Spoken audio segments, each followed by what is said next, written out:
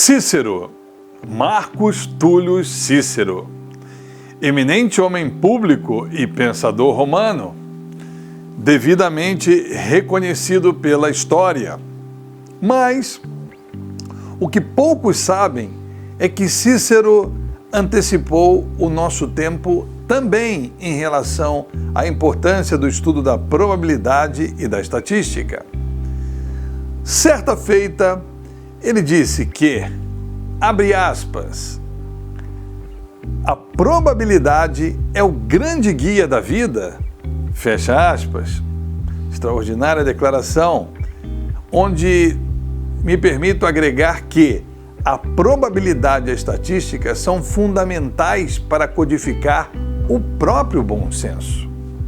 E aprofundo, já que considero a probabilidade e a estatística como fundamentais para codificar e garantir a própria aplicação da justiça.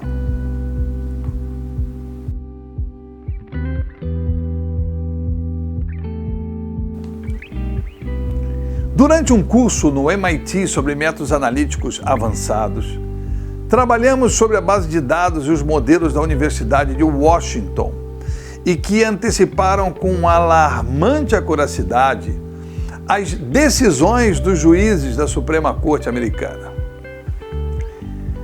E isso, mesmo antes dos magistrados serem sequer apresentados aos respectivos processos.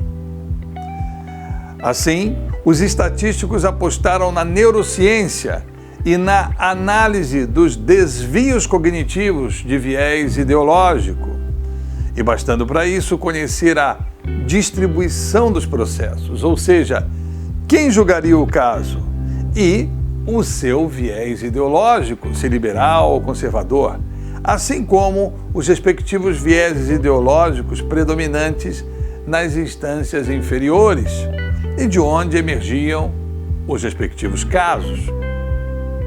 Isso, além do viés ideológico do juiz encarregado pelo processo no distrito.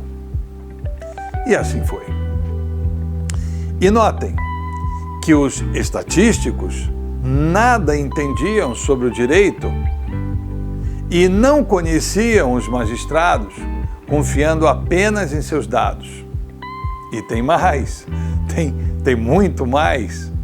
Um verdadeiro Dream Team jurídico foi convocado para desbancar o modelo. 83 feras especialistas do direito e de gigantesco calibre, estamos falando de ex-juízes da Suprema Corte, consultores e assessores jurídicos dos magistrados em exercício, além de 52 ilustres acadêmicos, professores e autores do direito, promotores, defensores públicos, eminentes advogados, todos com amplo trânsito na corte e mantendo relações diretas e pessoais com os magistrados.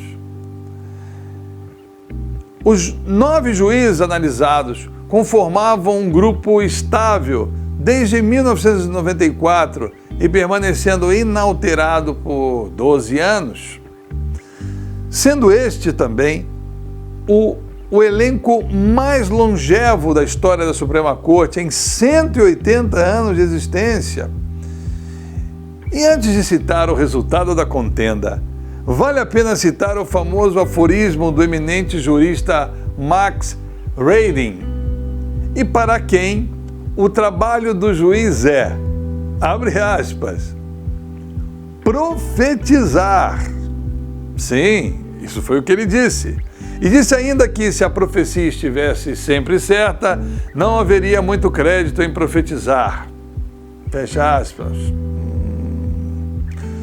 Me parece uma estranha afirmação. E pergunto ao eminente jurista, profetizar ou politizar? Sim? Já que a acurácia da predição estatística para as sentenças proferidas foi de 75% e contra apenas 59% de acertos por parte dos especialistas. Dito de outra forma, os estatísticos adivinharam ou anteciparam as decisões dos magistrados, antes mesmo que eles se debruçassem sobre os casos já distribuídos. E considerem que o papel da Suprema Corte é apenas validar ou não a condução processual das instâncias inferiores, das duas instâncias no caso dos Estados Unidos. Isso implica diretamente que analisar a personalidade dos juízes com classificações binárias, isso é, liberal, conservador, teve muito mais impacto do que qualquer teoria do direito ou especialidade. Teve muito mais impacto a ideologia do que a própria experiência e a experiência no convívio diário com os magistrados por parte dos especialistas. Ali, cara a cara, dia a dia, isso não foi suficiente. Aliás, os especialistas não fizeram muito mais do que faríamos jogando uma moeda para cima. Extrapolando para o Brasil, onde contamos com duas instâncias superiores ou processuais, o STJ e o STF, e que, portanto, não conhecem o mérito, podemos dizer que existem, portanto, duas instâncias fundamentalmente políticas, ideológicas, entre o delito e a sentença, ou seja, comprometendo ainda mais um julgamento justo e a força do juízo de mérito das instâncias inferiores e muito mais próximas ao caso. E é o que se vê, por exemplo, no desfazimento do juízo em primeira, referendado pela segunda instância, por unanimidade, no caso das 4 sentenças contra o Lula. Na verdade, e de forma ainda mais esdrúxula, eles desfizeram até mesmo as próprias sentenças proferidas pelo STF, ou seja, pela mesma casa, pelo mesmo colegiado. Portanto, quid juris e quid facti, ou seja, qual é o juízo e quais são os fatos? Tendo sempre à mão e em mente as ideias do notável filósofo escocês David Hume, assim como do inigualável epistemologista alemão Karl Popper e do eminente historiador da ciência Claude Bernard, esse último consagrado pela história como inventor da medicina experimental, ou seja, da medicina estritamente baseada em evidências, tendo em mãos essas ideias extraordinárias, afirmo que, para endereçar a verdade, um homem verdadeiramente sábio deve, primeiro, interrogar a natureza factual, formatando em seguida e logicamente suas proposições, e seguindo ainda um rigoroso método experimental, que, por sua vez, deverá ser continuamente aprimorado. Só isso permitirá que nos tornemos cientes, conscientes ou conhecedores, sendo esta a síntese do processo científico. Por isso, faço referência a uma certa ciência do direito, assim como gosto de me referir à ciência administrativa, econômica, à ciência histórica.